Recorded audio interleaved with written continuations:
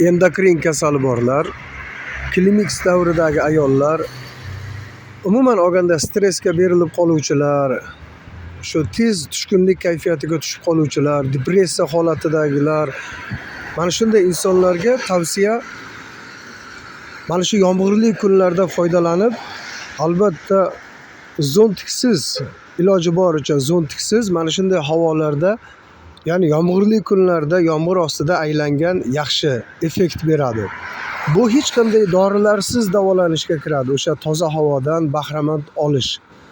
Zero odam o'zi tuproqdan yaratilgan bo'lib, o'sha tabiiy yaratilganligi uchun mana shunday tabiiylikni, musaffolikni yaxshi ko'radi va mana shundan bahra oladi. Shuni o'ziga ham ancha ko'p stresslardan chiqib ketishi mumkin bo'ladi.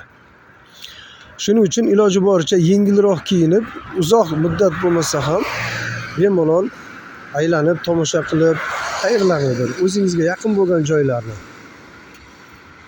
kasalliklardan qutulib davolanishga harakat qiling. O'zingiz uchun foydali. Hech kimsiz, yolg'iz o'zingiz aylaning, yana ham yaxshiroq bo'ladi.